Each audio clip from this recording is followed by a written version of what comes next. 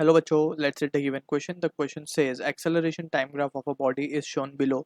Which of the following is the velocity time graph? So हमें चार graph given है velocity time graph के and we need to find के जो acceleration time graph हमें given है वो उसका velocity time graph corresponding कैसे बनाया जाएगा.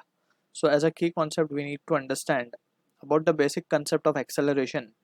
So acceleration basically क्या होता है? Acceleration is nothing but acceleration is rate of change of velocity. या फिर सिंपली अगर हम बोले तो change in velocity with respect to time is acceleration.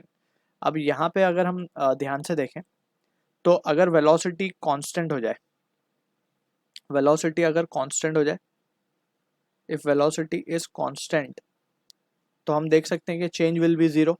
So acceleration this implies that acceleration will be zero. ठीक है. और अगर हम बोले एक्सेलरेशन कांस्टेंट हो गया तो वेलोसिटी बढ़ती जाएगी. ठीक है ना. Change in velocity will keep on increasing. So यहाँ पे अब जो सिचुएशन है हम उसको समझते हैं. ये हमारा लेट्स से फर्स्ट पार्ट है, ये ग्राफ का सेकंड पार्ट है, ये ग्राफ का थर्ड पार्ट है.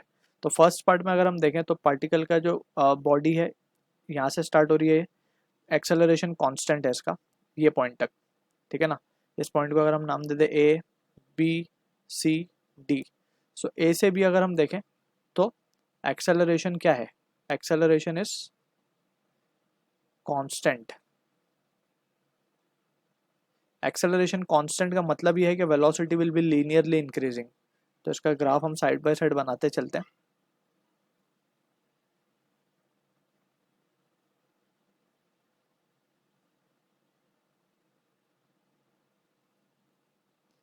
Velocity versus time. तो ए से बी में हम देख सकते हैं कि ये इस तरीके से बनेगा ग्राफ. ठीक है.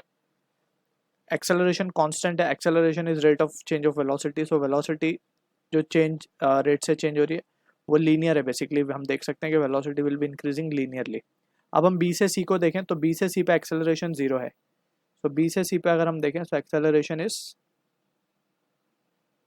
जीरो. अगर एक्सेलरेशन जीरो है दैट मीन्स वेलोसिटी में कोई चेंज नहीं आ रहा होगा. Velocity is constant. So velocity constant का मतलब ये कुछ इस तरीके से गया होगा. ये गया बी से सी. ठीक है. अब सी से डी को अगर हम देखें सो सी से डी में अगेन कांस्टेंट एक्सेलरेशन है. सी से डी में एक्सेलरेशन इज अगेन कांस्टेंट. तो अगेन कांस्टेंट का मतलब ये है कि again velocity will be linearly increasing.